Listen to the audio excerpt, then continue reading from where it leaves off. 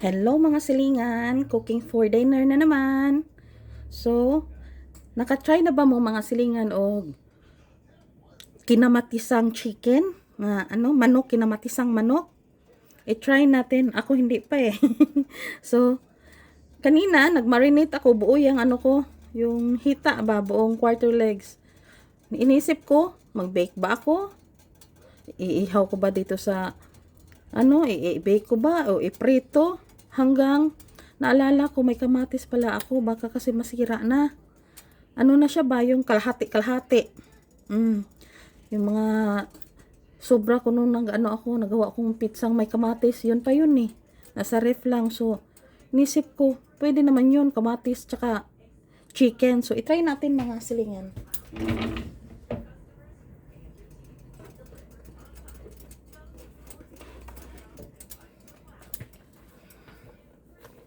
So, vegetable oil. I-fry muna natin ating chicken. Konting oil. Huwag lang madami masyado kaya.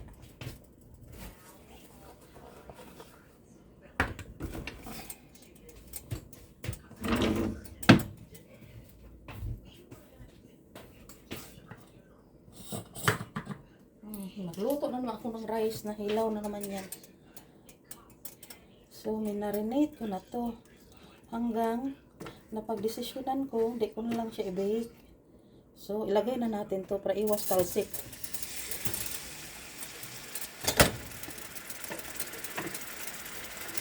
Kasama pa ko doon sa nakuha namin grocery. Nabibigay sa amin na grocery. Para lang maluto-luto muna, pakulahin natin.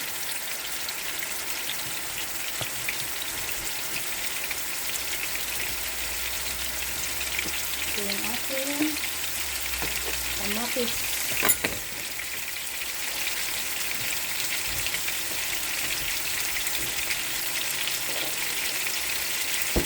May garlic na po ako dito. Ito yung sinabi kong recycle potato salad, pero garlic pa lang laman.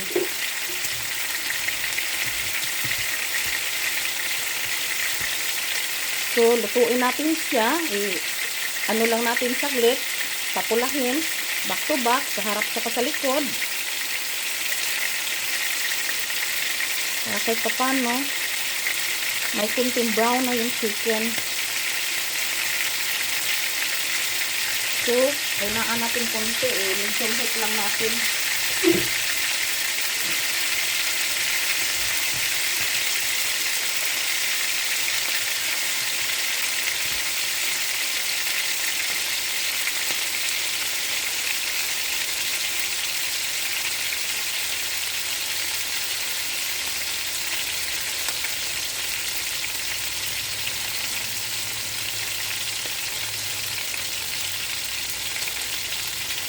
Tapos ako kasi, pag magluto, balik pa rin ko yan. Balik pa dito sa kabila.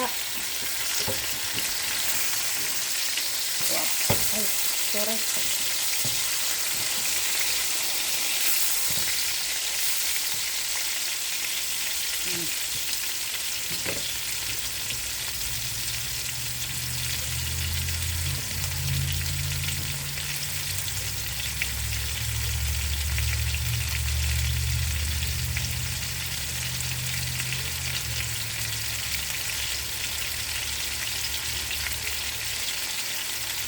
Balik pa rin lang natin para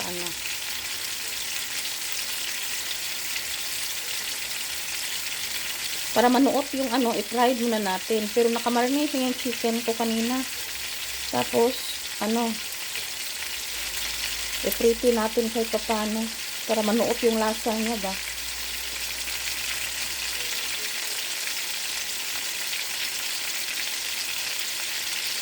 Kung marami akong kamatis, dagdagan ko pa yan ba.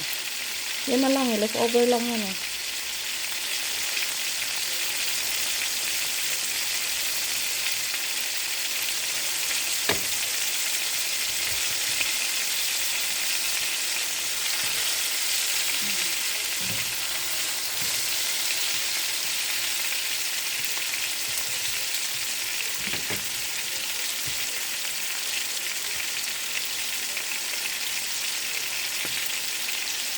Minarinate ko yan kanina ng paprika, fish sauce, onion powder, saka garlic powder, and a little bit of oyster sauce.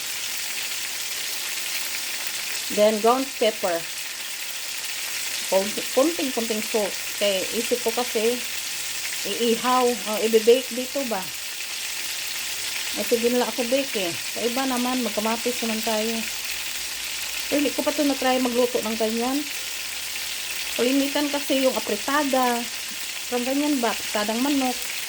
Sa Pilipinas, nagaganyan ako. Apritada.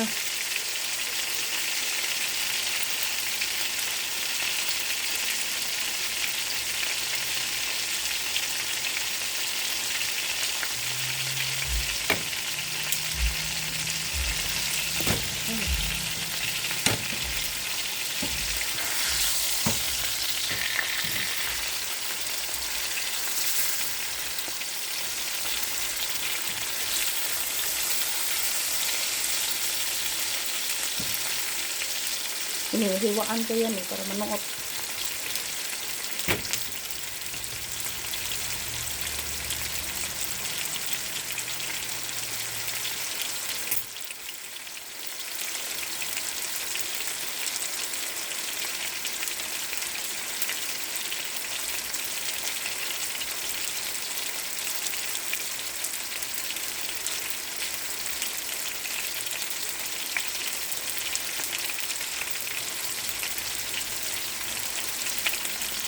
Manood kayo nito mga silingan.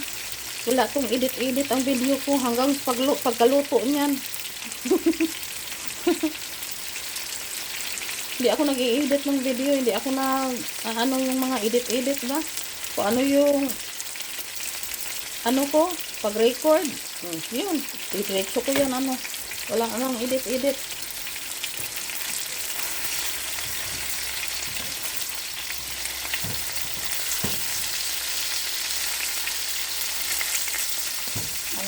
Ayun.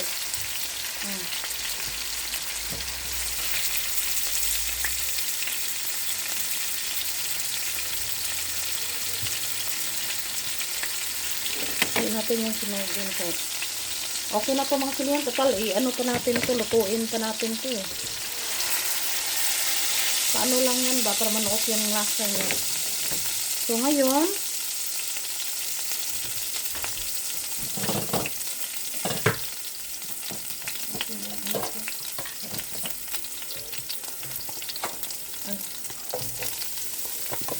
meron tayong bawang.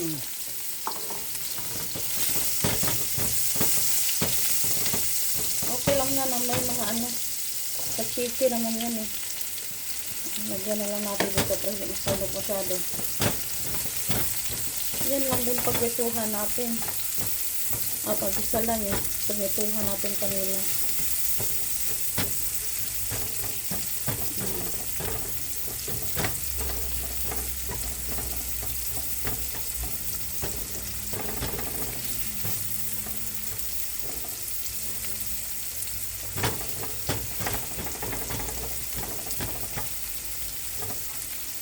Pulang onion.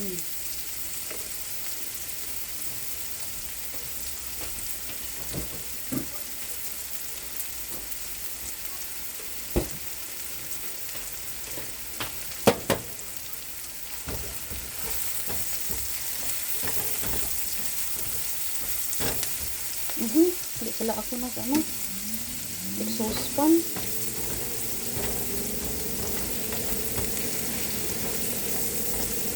Lagay natin ang tomatoes. Tomato.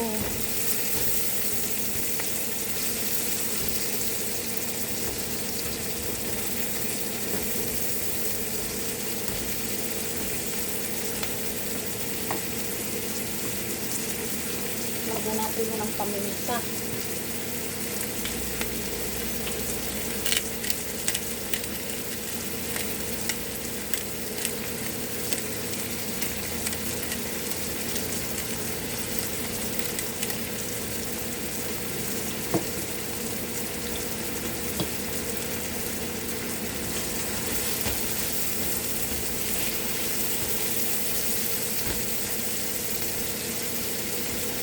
Antayin natin maluto-luto ang ating tomato.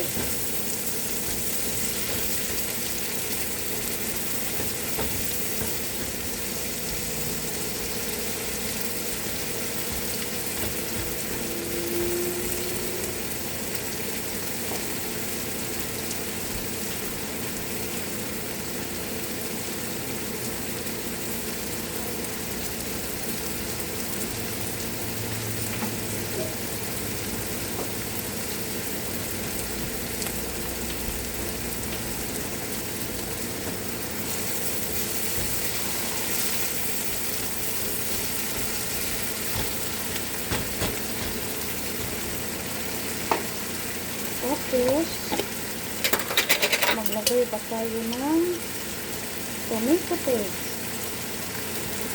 Magdagyan natin para may mix up.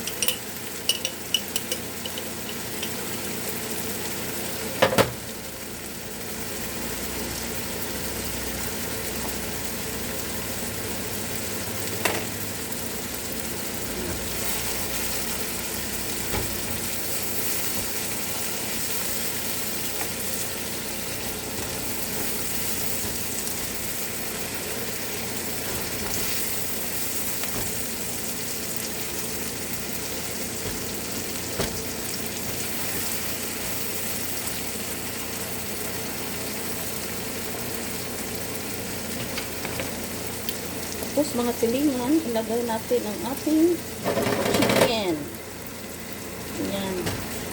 Ilagay natin.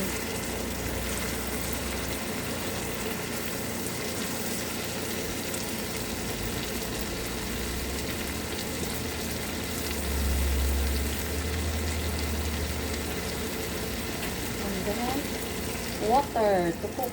Ito yung pinagmarita. Tukok kanina eh. Ganito ko na inaano. Water.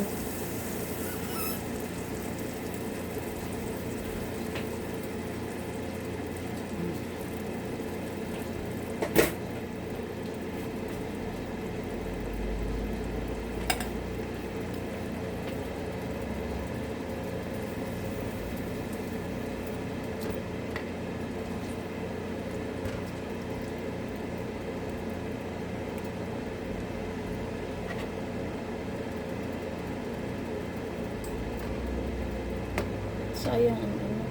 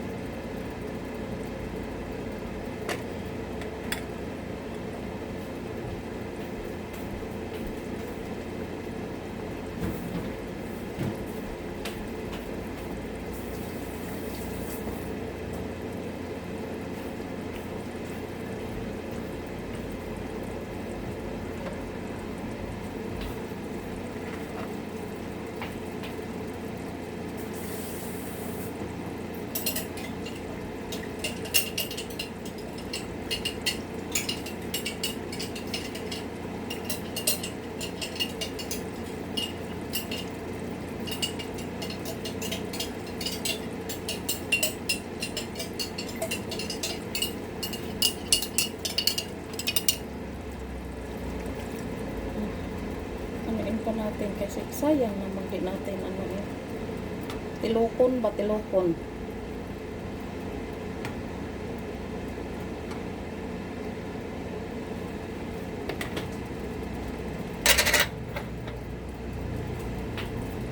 So, mag-multitasking muna ako mga sinihan. Mag-wash tayo ng dishes habang nagluto.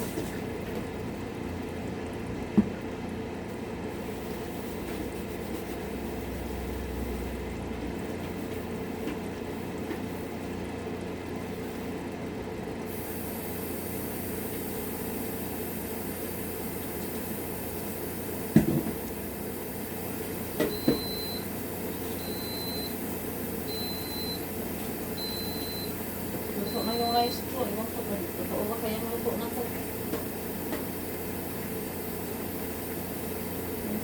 Wait lang pala, hindi pa luto.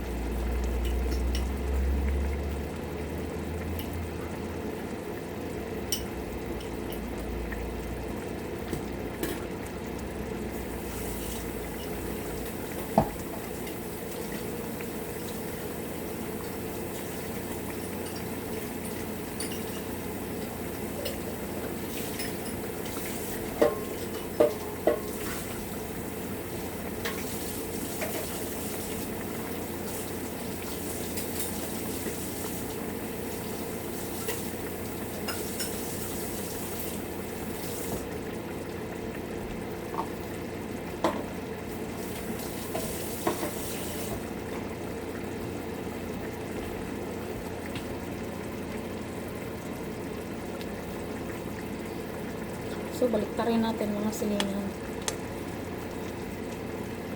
Para pantay yung luto.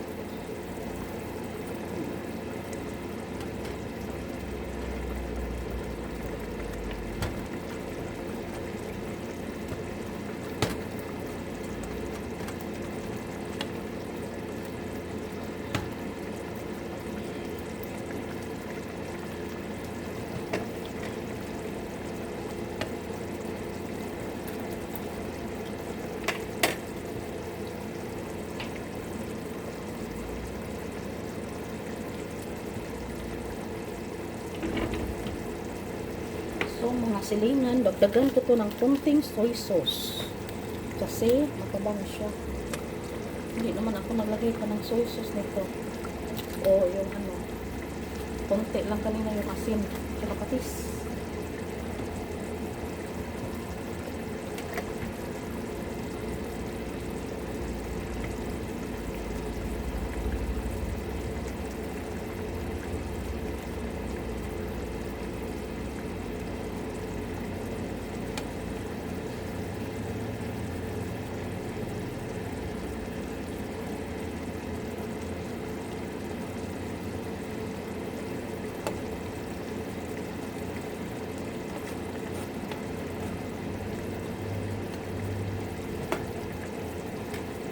antayin natin na mag-reduce yung sabaw niya.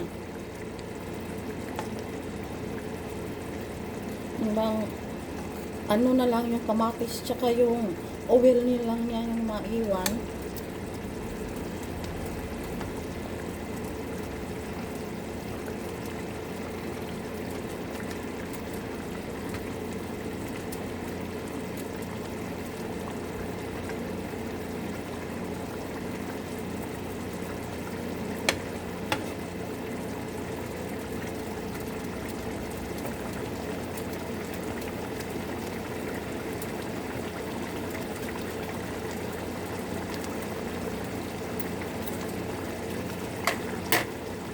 Okay naman yung lasa niya, yung alat niya.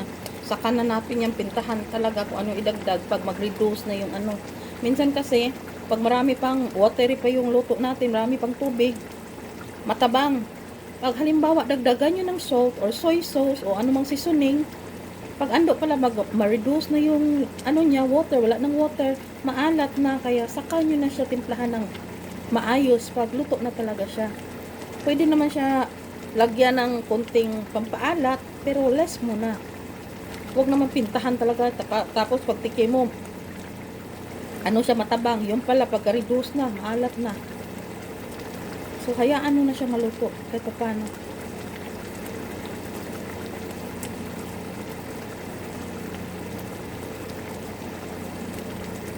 At isang tip po, yung chicken ko kanina is nasa freezer. Nilagay ko kaninang umaga sa yung sa rep lang, yung hindi sa icenan, yung sa diyan lang sa kabila, kasi ang rep namin sa kalahati, freezer, kalahati hindi. So, kinuha ko yun sa freezer, nilagay ko lang sa rep kaninang umaga.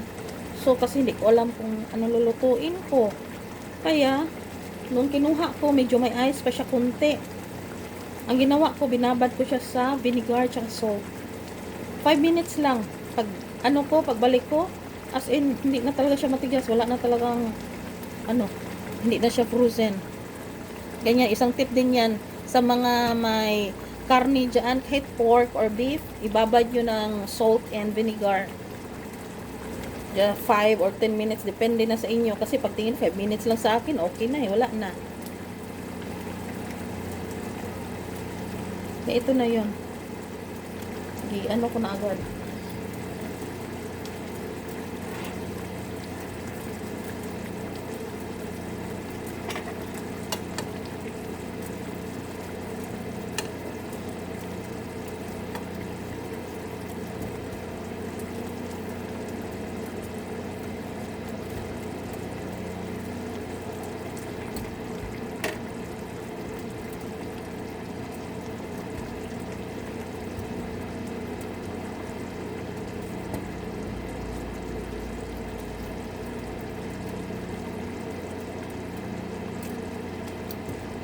Gusto ko siyang takpan, so syempre, ayoko namang hindi nyo makita.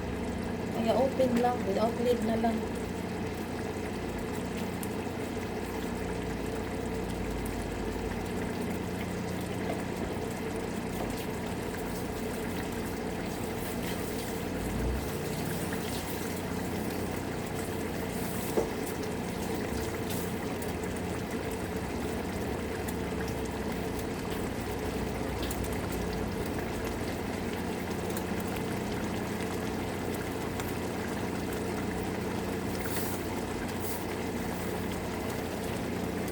Saan ang tumatalsik?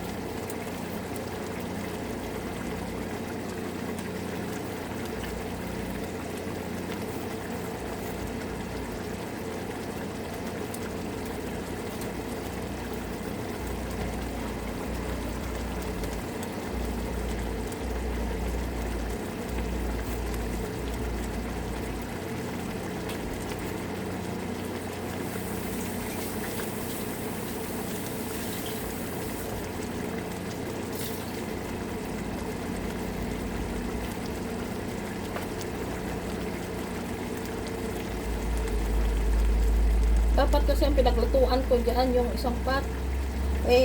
Pag yun kasi paglutuan ko, hindi maayos nyo makita. Maganda kasi pag ganitong frying pan kasi, mas makikita talaga.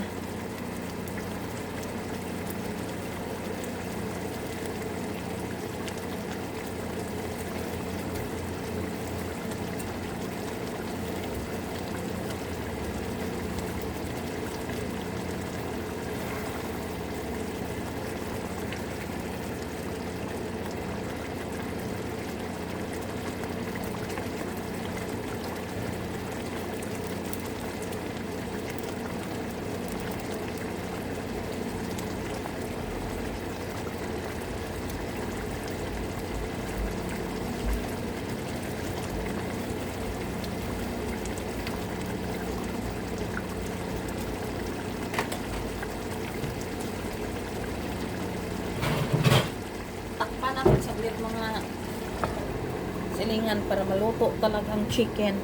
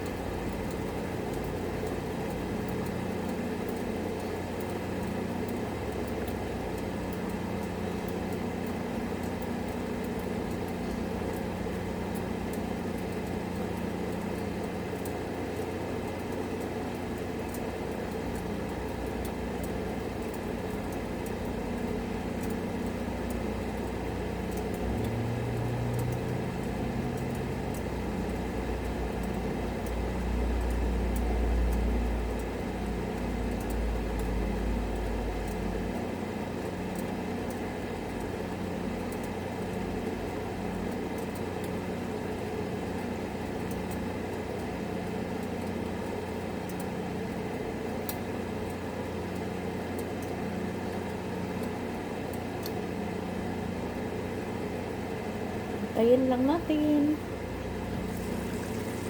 Reduce na kunti yung ano niya. Sabaw niya. Lumalabas na yung sarili niyang ano, mantika.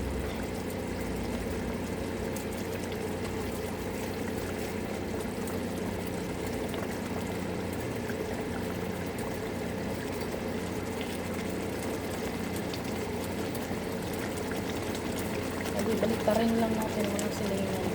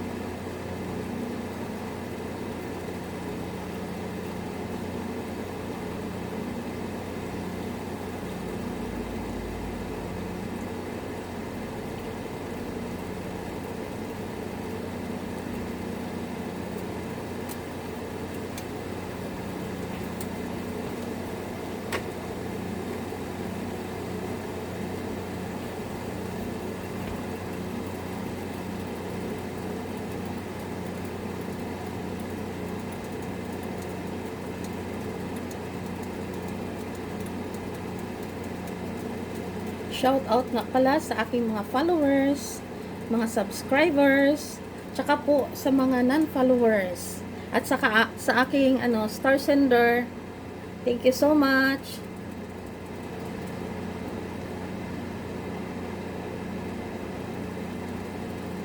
Thank you, thank you, thank you, thank you, thank you.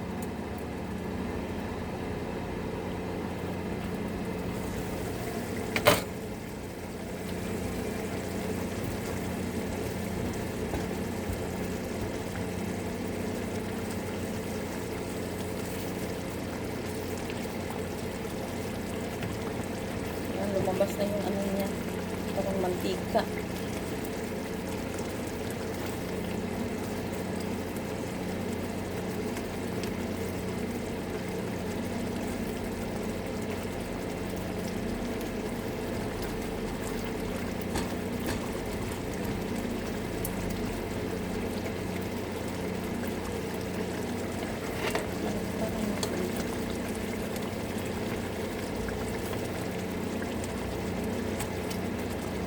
Malakas ang apoy nito.